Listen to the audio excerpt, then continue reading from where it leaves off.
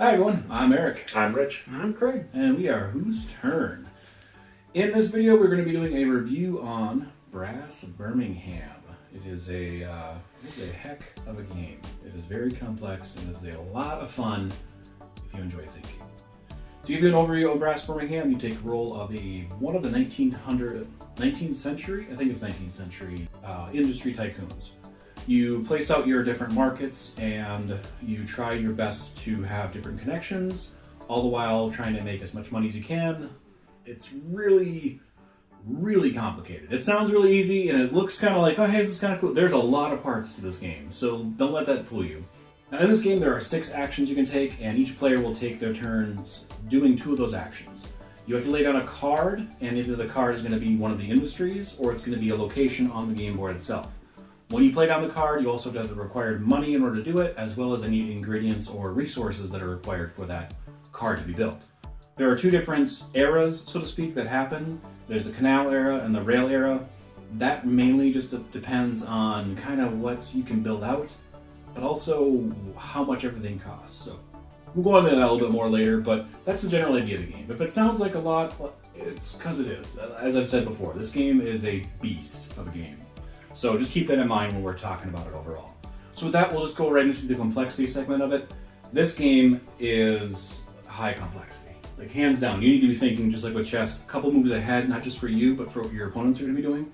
And as a result, it is an ever-changing state of the game. It is very different between 2 players and 3 players and 3 and 4 and so on and so forth. Different mindset, different rules. There's a lot of things going on. So it is a very high complexity game. Yeah, well, and I think too, I mean, it depends upon how you categorize stuff, but there's complexity, which if I think of in terms of maybe how the game plays and with the rules, maybe it's a little more towards the middle, but like complexity involving like depth, where like there's all these different things you can do and what the ramifications are and strategy stuff, that's unbelievably high. Well, I say that for complexity is also just how hard is it to learn the game. This game is a beast to learn. Like, it took us 2 hours to get through one era of the first game, and then we played it again, and it took us 2 hours to get through the second one, which is a pretty good, solid, like, hour and a half, 2 hours for a 2-player game. The more people you add, the more analysis paralysis that come into play, the more time that it takes, so keep that in mind. It is a time sink of the game, but we are still playing it wrong. We just got done playing it, we were still playing it wrong. So there's a big complexity with learning how to play the game. Is kind of what I was mentioning, is that it is a high learning curve on this one. Definitely good to watch some videos. Hands down. We don't have one on this one right now. Scared. I am scared to make this video. Next part of the review, we'll be talking about the mechanics as well as the classification on what this game is going to be. I would say this is going to be a heavy resource development. It's going to be a heavy resource. It is some engine builder, and it's not really worker placement, it is tile placement, because you place, the tiles on the board are where you actually will place all your industries. That's what it comes into play. They can be considered workers. I would consider them tiles because they literally are little squares. Yeah, and I would say it's pretty large hand management too, because you have to know what's in your hand and use what's in your hand to figure out what am I going to do with these cards exactly on the spots that are available, which ones I'm going to use to build out networks, where I'm going to be building everything. So I think this has got a lot of hand management in it as well. Fact. Yep. Yeah, like when I was trying to build beer, but I did not have either a city that had beer or a beer card. So that's where it's at least nice that there is a scout function, so I could go grab wild, so I eventually have it. But it's kind of frustrating sometimes when you have your hand and you just don't have the thing that you want to do. What we're talking about with the hand size, you have 8 cards in your hand, as I mentioned at the beginning of the video, and they either are a name of the city that you're playing with at the time, depending on the number of players, or they are one of the industry tiles. When you play it down, as long as you're connected somewhere in your network, which is a confusing part and adds to the complexity of the game by far, but as long as you're connected to the network or a city, you can purchase the resources or you can use the resources that are connected to your resource. It is incredibly complicated on how each card can do certain things, because it's not just I can play this down and I can build it. It's I'm going to develop, so I'm going to get rid of a card. You have to decide what card you're going to be getting rid of. Yep. You know, and you have to decide when you're selling something, you have to get rid of a card. You want to go get the wild, you have to discard a card and discard 2 others to grab the wilds, which are just being replaced. But everything is hand management. Yeah, discarding, figuring out which cards you're going to discard is a lot more important early, especially in the first half, because once you get to the second half, you'll probably have some cards that you can't even play. And really, it just kind of comes down to keeping that all in mind. Like I said, this game takes place over 2 eras. They all work the exact same. It is a rinse, lather, repeat shampoo game where you do the exact same things every turn. It just depends on what you want to do when. Taking a loan, as I mentioned, is not always a bad thing, but you go down on the income track. So you get less income each turn, and if you actually go negative, which is possible, you have to pay in each turn. Sounds scary, but you're getting $30. If you pay in 3, you only lose 10% of that, and then you end up buying a building and selling it, hopefully, or using up all the resources. It just, you have to know when to be able to do each action. So, like, that again comes into the complexity, is each of the actions, you have to know when to do it. Mm-hmm. Yep. You gotta know when to hold them, when to fold them. Timing your loan so that you flip like an iron or a coal mine or something, so you get it back right away, is usually pretty good. But even, like you said, having to pay three a turn, but you got 30 gold, that's nothing. Yeah, and losing 3 for 1 turn, not the end of the world. No, but at the same time, if you take out a loan early enough, you're not really losing 3, you're losing 3 every turn for the next Yeah, 20 if you don't turns. correct it soon, yeah, you can go a turn or 2 paying it, but yeah. And then if you take out yet another loan without having fixed it, now it's 6 a turn, now you're getting into trouble. Now it sounds like you're in college. Yes. And taking out loans and other things without actually building out tiles makes you spend less, which then makes you go first, which is got that extra complexity of, okay, do I want to take out a loan this turn so I can leapfrog over everyone, so I'm first to go next turn and I can steal their resources or their beer before they can actually use it. Yeah, yep, and that is one thing too with this game for turn order. Each round it changes based on how much money each person spent the last round. So if I spent 14, he spent 10, Craig spent nothing. Craig is first, he's second, I'm third. So on top of spending the most money, I'm also now last. There's advantages to going first, there's advantages to going last. But in the end, that is definitely something you have to pay attention with this game as well. That is a very unique mechanic. Like I think this and Power Grid are the only 2 I can really think of that kind of depending on how much of an elite you are, you know what I mean? Like it shifts every turn like that. Mm-hmm. Yeah, and you really have to pay attention to that stuff. I think manipulating turn order is one of the hidden gems of the game, because like towards the end of our last game we played, there's limited beer up there, but if I didn't have enough money to purchase the beer right away, but if I would have stayed, I was going last that turn, but then so I knew how much they spent, so as long as I didn't go over what they spent, I'd go first, and so I could take out a loan and then do something else that doesn't cost a lot of money, and then that would leapfrog me to first, and now I can use the beer anyway. So hands down, you have to pay attention to the turn order. Another part of the complexity, but that's part of the mechanics. Just like with the networking in this game, you place down your railways or your canals, and you connect the cities, and you do all that stuff. You get so many points in between those that it's insane. But also, you really have to pay attention, because that's one of the hardest things to grasp, is what is your network, what can you do, what is where. It's very easy when it's on paper. It's, hey, what everything's connected to that. Cool. That's not really how simple it is when you're playing the game. It's like, can I actually do that? Oh, you can't do that. We had it twice last game where it's, after playing this game several times, we're like, you're not actually touching a city. You can't buy that. You don't have any coal. Trying to buy coal use other people's coal that I can't. Yeah, yep, and it's just one of those things where you got so many things you're paying attention to, it's easy to slip past it, but that just adds in one of the mechanics of this game as well, is the connections you have to make. Next up, we're going to talk about what really makes this game unique.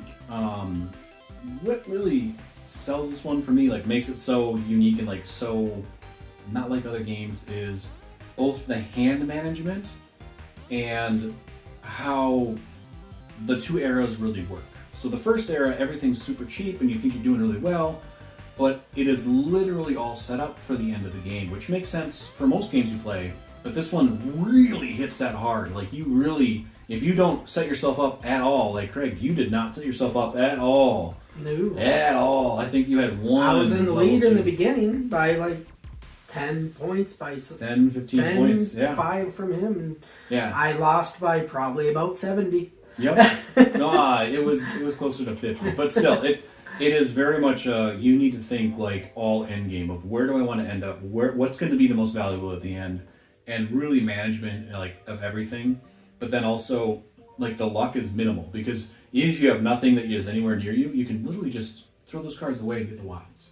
So you have complete control over every single action, and that's where it is so unique because usually you're stuck with something. Mm-hmm. Yeah, or if you are stuck, it's like very minimal.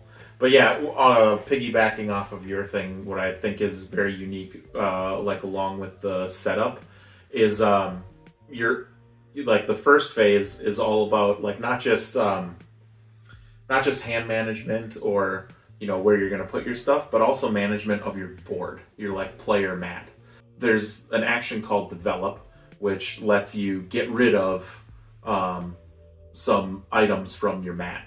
So when you switch eras from the canal era to the rail era, all the level 1s come off of this map. So if they're on your mat, you have to develop them away because you can't even play them. So you either want to develop them away in the first era where you're not making much points anyway, or playing them and then overbuilding them. Basically just working on getting rid of a lot of the level 1s. You don't have to do all of them, but like certain ones, like universally, the first 2 beers or the 2 level 1 beers get developed off, so you can get into your second one. And then it's all about placing your level 2 tiles in the first era so that they flip over and they get counted there. Then they also get counted in your second era. So I've never really run into a game that has like a board management like that, managing your hand. So a lot of stuff is timing and knowing when and where to push stuff. Yeah, you're talking about beer, and I think the concept of how like beer is in this game, where you're required to have it, and it's just you actually have to build it throughout the board, and 80% of the items that you sell need the beer to actually be able to sell the item, is quite unique in this game compared to others. Obviously, the turn order is unique in that the person who sells or spends the least amount of money goes first. Another thing that I think is fairly unique about this game is like network and just in general, like the fact that you can build and spend his resources is huge. It helps me, but it also ultimately helps him because it will flip his stuff. Yeah, well, on the flip side of that, literally, the beer, because it's like I would build the beer, or someone builds the beer. Anybody can use that. In the second era, it's like beer is gold. Like you need beer like for everything, not just for selling. You want to build rails. You want to build a lot of rails for getting a lot of points. That's what you need. You need beer. So it is so important to really have that and utilize that, and then steal it from someone else. Because yes, you're flipping there. Cool. They're gonna get a couple more bucks. I just guaranteed the fact that this is done or this is sold or I got like 20 points for connections. Yeah. And now they can't use it. Like the beer turns into a very limited resource that everyone's fighting for at the end. So there are general thoughts about it. Now we're going to give some ratings on the actual game itself. We're going to start off on the luck rating for this game. We're going to give our individual scores and kind of justify why we think that, just because, well, everybody has their own opinion about it. So luck in this game is very minimal, as I stated. It's very hard to get unlucky with this game. It is a lot of, if you did something wrong, like if you get a poor scoring game or if something happens that's not good, it is probably your fault. It has very little to do with the actual cards themselves, which is why it's so nice. Like the scouting option kind of negates that entirely. So I would say scale 1 to 5, luck plays a role of like a 1.5 in this game, because if you're always scouting, you're wasting turns, but it's very rare that you would actually have to do that, just because you can pretty much play anything anywhere with what you got. Yeah, ditto. I mean, I'd probably put it around a 2. There's not much luck to the game. But yeah, sometimes it can be annoying not having the correct city or a good resource to place at the right time, and you have to kind of go somewhere else. It might not maximize your points, but it's not like the end of the world. I'm about exactly where they're at. I'm at like a 2. there's not a whole lot of luck in this game. Most things that you do, you can kind of plan out. The luck for me kind of comes in based on like not 100% knowing what your opponents are going to do. You might think what they're going to do and they will do something else. And that's kind of where I see the luck coming in, because you'd be like, oh, he's going to do this, and then he doesn't. And you ended up spending a lot of money because you figured he was going to spend a ton, and then he doesn't, and then you jump, he's ahead of you in the turn order, and that just messes up your plans for your next round. So that ain't luck, but there's like a little bit of luck in that by just misjudging what someone is really going to do. But see, I would classify it as skill, but I understand what you're saying. Yeah. Yep, I could see where you'd think that. Next one we're going to talk about is player interaction overall. As you probably have guessed, it's not a lot of direct interaction with this particular one. It is a very limited spaces on the board on where you can go. So the player interaction in this game is very forced, and it's forced for a good reason, and it makes sense why it's there. You can also screw other people over by stealing their resources. You can help them by also taking their resources, and like vice versa.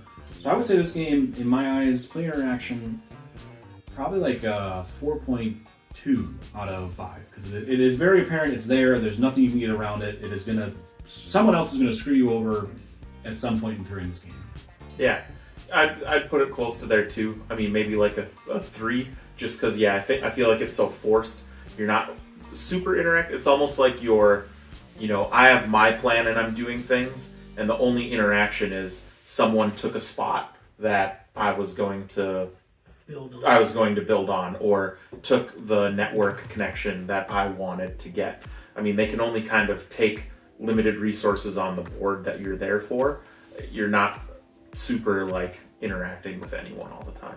I think there's a bit of interaction. I'd probably put it at like a 4, just because while you might not be like 100% affecting what their plan is for the next round, the fact that you can throw a wrench in the thing by taking a beer that they were hoping was still going to be there, or a resource, or just changing up some stuff, or possibly even taking a resource and now he has to buy it, but he doesn't have the money to buy it, so he can't do that action anymore. So you can uproot someone's plan, but I think that probably only happens 1 or 2 times in the entire game when you're playing.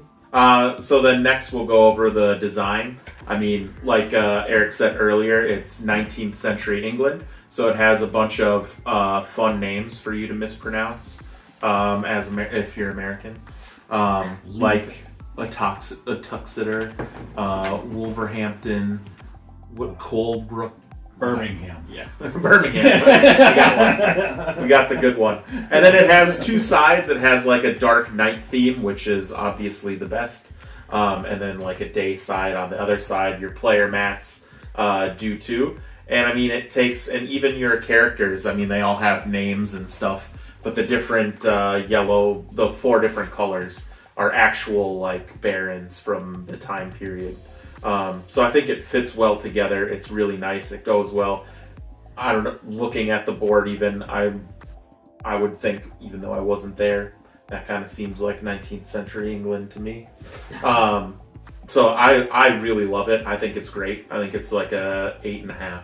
Yeah, but the like artwork, there's not a ton of different like art to the game. There's basically only one type of like factory, and each item there's like 5 or 6 different like things that are on the game.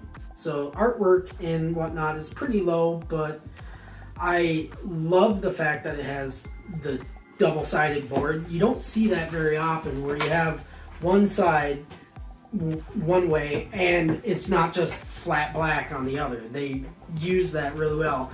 I do think they could have maybe used that a little bit better by maybe having the other side be strictly for like a 3-player game, so that it could be as balanced as possible, but them having it where each color only opens up for different amount of players also balances it in some fashion too.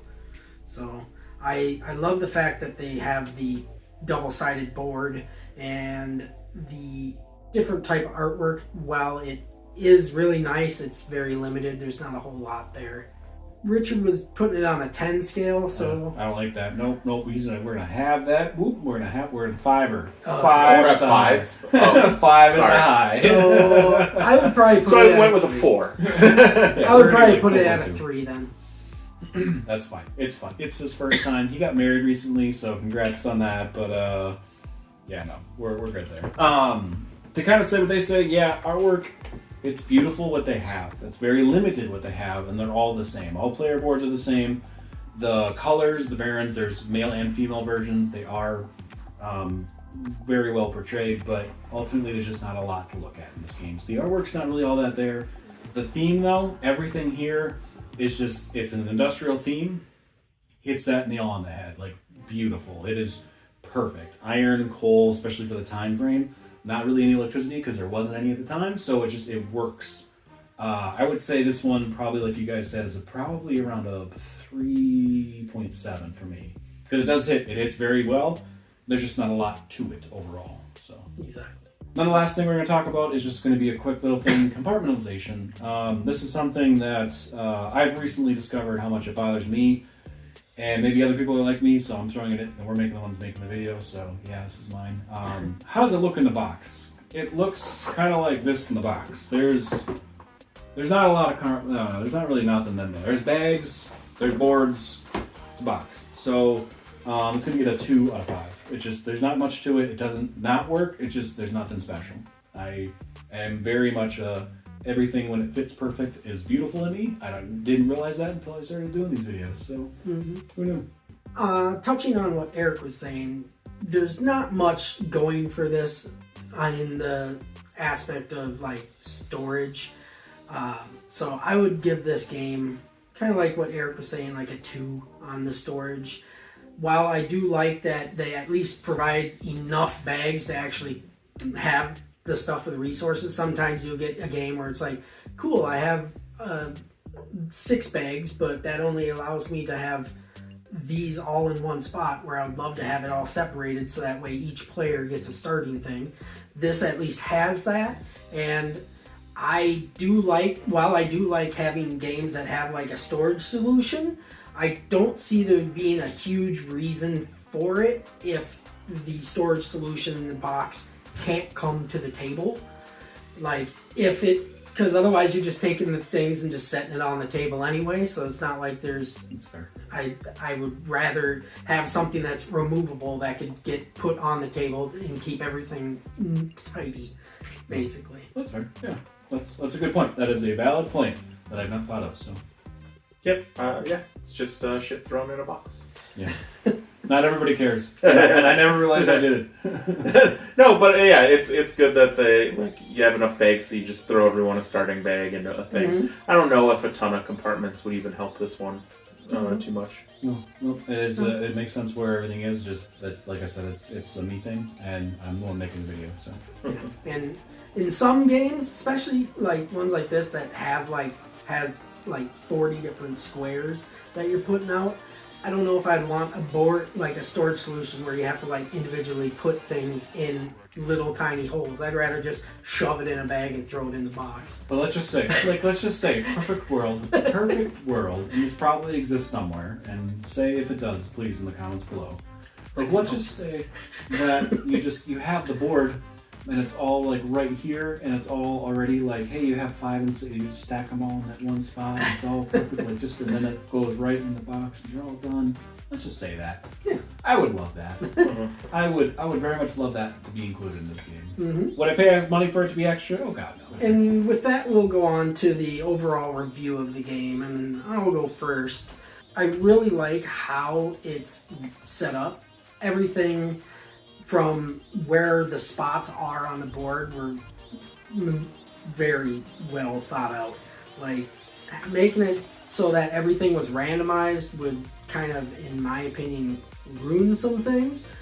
But I think just the balance of resource management, player interaction, and just like the thought that goes into each turn that you have makes this game one of my favorites right now that I've been playing.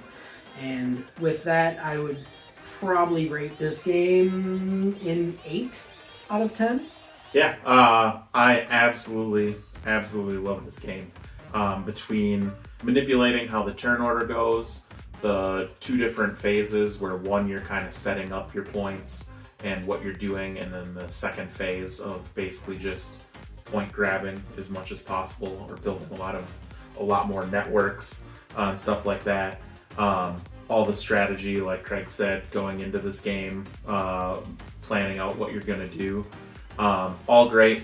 The maybe downside of it is it does have a little bit of a meta feel to it, like you building out your iron or coal just when these things are up, and almost that only, or maybe getting your iron out a bit, developing like beer and your level 1 stuff away, or not beer, yeah, your level 1 beer, sorry, and then building as many beers and crates as you can is kind of the way to go, and then in the second era doing as best connections as you can. But I mean, you can do like cotton and stuff too, but it is kind of who's competing to do the strat better.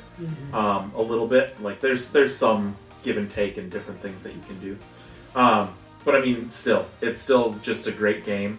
I absolutely love it, and I will give it a 9.5. Wow, we got a new favorite in there. That's interesting. I think that's what I gave Scythe to. I don't know. It's right up there with Scythe. I can't decide whether I like this better than Scythe or not. No, that's fair. It's close. Yeah, that's fair. It is a very I think I like Scythe a little bit more because I can attack people. Yeah. It's 2 completely different games, and you love them both at like way up there, which goes to show you the broadness of your board game. Like a dude. And it all comes down to feels, and he feels like he's a industrial baron. Industrial baron from the 19th. Wow. I'm going to kind of say what you guys said. I'm going to play a little bit of devil's advocate because I've played this game quite a few times, and it is a pain to learn, as I've said several times. It is not something that you can just pick up and play, and it is not something that you can just, this is going to be a quick little thing to pound out. This one's a time commitment. That being said, I like time commitments a lot. I love these kind of games. I love these styles of games. I think that there's a couple of flaws with it. I think that it has the exact opposite of what Craig says. Yes, everything on here is on there for a reason. But just like Richard said, that becomes a meta when there is no randomization whatsoever. And then it's a who gets lucky, or who gets this out first, or who wins by just doing their strat better. And I don't like those kind of games. So as much as I really enjoy playing this game, I will always play this game. I love it to death. I will probably always lose this game because I don't always do metas. I usually start strong and then lose steam halfway through. It's just how I play. That being said, it is still a solid game. It is a great game to play. It's a lot of fun, especially if you like high strategy games. So I'm going to give it an 8.4. I do really enjoy this game. I respect it a lot. It is a lot of fun. I see long term it being the same game every time you play. So I just can't justify giving it a higher score than that. Yeah. I think they kind of, like what you were saying, I think they did kind of miss one thing, is the double-sided board. I think it would have been a good idea that they had, it could have been a good idea where they just $10 extra for the game. Could have had the other side of the board where all these are empty and you just get like 40 ones that you just randomly put or just they randomize it on the other side. It is what it is. It's still a great game. Like, I still love it. It's just very good game. Me personally, my feelings for this one, as Richard has said constantly in these videos, the feels there isn't 100% there because it just feels like everyone's going to be a robot playing this one once they know how to play it. So I'm just not a fan of those.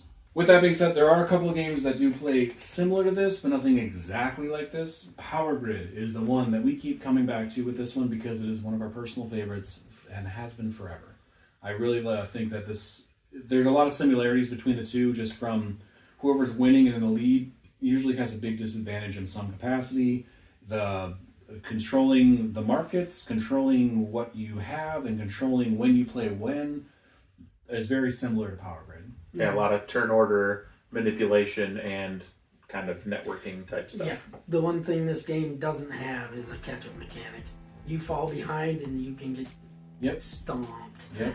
Yeah, and that is definitely like Yeah, if you're not set up in the canal era, you're probably stopped. If most of your points in the canal era are from canals, you're GG. done. Otherwise, one that I would say is similar somewhat to this, I've said it before, I have a video on it, Civilization, and it is Sid Meier's Civilization. Is from a while ago, so good luck finding it, but that one has a lot of pieces like this. That one has a lot